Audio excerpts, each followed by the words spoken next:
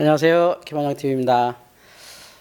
지난주에 말씀드린 좀 엉뚱하지만 공부 못하는 방법 설명을 좀 드렸어요. 공부를 못하는 사람이 있지 공부를 못하는 방법이 있을까? 사실 저도 그 질문 자체에는 모순이 있다고 봐요. 그러나 분명히 공부가 안 되는 방법은 있어요. 그게 바로 이해, 기억, 반복이죠. 그냥 열심히 한다고 되는 게 아닙니다. 잘못된 방법을 하다 보면 아이들이 그렇지 않은 아이들이 나는 공부가 안 맞나 봐. 난 공부하면 안 되나 봐 하고 더 잘못된 방법으로 갈 수 있단 말이죠. 그래서 이해하고 기억하고 반복하는 건요. 인간에게 좌절을 줘요. 지난주에 왜 그렇다고 말씀드렸죠? 좀 원리가 너무 간단하죠. 사실은 다 망각하니까요. 열심히 했는데 잊어버리더란 말이죠. 그 잊어버리는 자연적인 그 원리를 아이들이 자기 능력이라고 착각해요. 모든 기억은 망각하잖아요. 물론 이해 부분은 좀 다르죠. 분명히 이해는 필요한 겁니다. 그런데 무엇을 이해했는지에 대한 세부적인 내용으로 들어가면 다 망각이죠.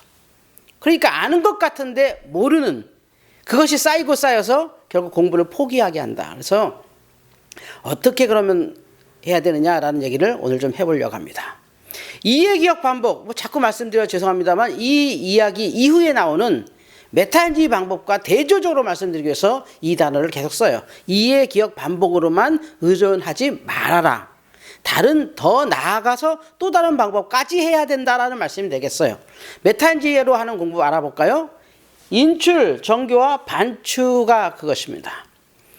인출, 정교와 반추. 낯선 단어이지만 앞으로 조금씩 설명하면서 여러분과 재미있게 얘기해 보려고 해요. 오늘은 이 인출, 정교, 반추. 그러니까 이해하고 기억하고 반복만 하는 공부에서 하지 말라는 게 아니라 이해하고 기억할 건 해야 돼요. 그런데 그것이 더 나아가서 인출과 정교화와 반추 과정까지 가야 정말 공부가 된다는 말씀을 드리고 오늘은 이 인출, 정교와 반추 중에서 인출 얘기를 한번 해보겠습니다.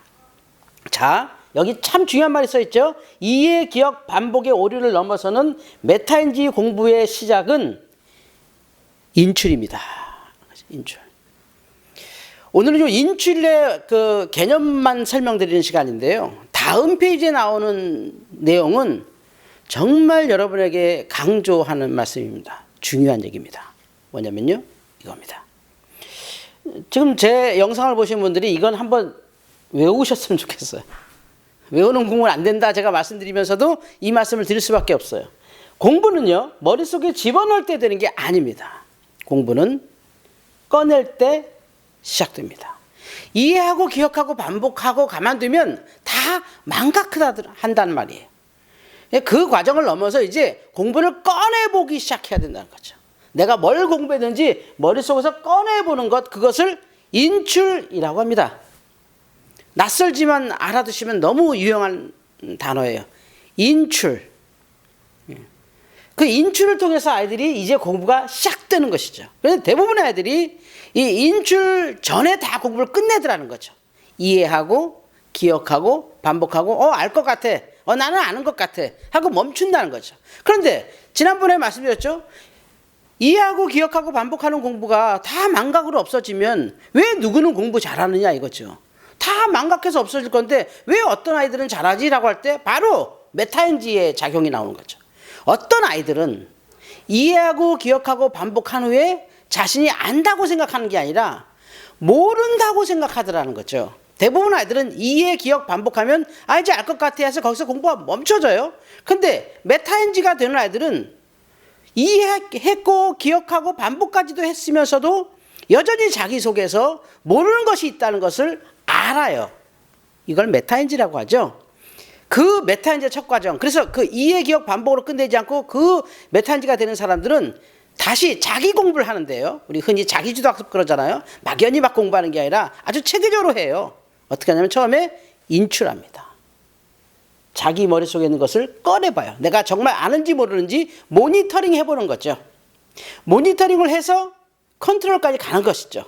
전략을 세우는 거죠. 내가 안다면 혹은 모른다면 정확하지 않다면 이 과정을 다 짚어나가는 과정이 인출에서 시작되는 겁니다.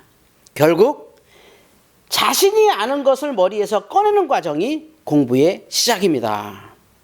이걸 해보지 않으면 열심히 하다가 좌절하게 되는 거죠. 그러니까 이해하고 기억하고 반복하는 것 넘어서 자기의 머릿속에 있는 지식, 아는 것인지 모르는 것인지를 꺼내보는 과정, 그것을 인출이라고 설명드리고 있습니다. 이 인출이요, 사실 쉽지 않습니다. 귀찮고요, 번거롭고요, 좀 거부감이 있습니다. 그래서 인출의 단계는요, 처음엔 조금 불편하게 분명히 느껴질 겁니다. 하기 싫어요. 왜지요? 귀찮아서가 아니라 아는 것 같아서 그래요. 내가 이해했잖아요.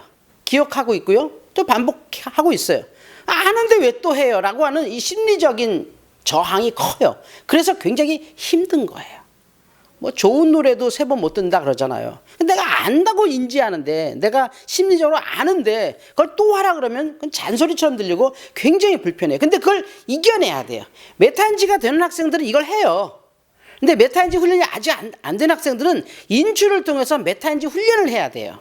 그래서 처음엔 조금 불편하게 느껴지지만 훈련된다면은 훨씬 효과적으로 공부가 된다는 얘기죠. 이게 바로 인출의 중요성이었습니다. 그러면 인출은 무엇일까?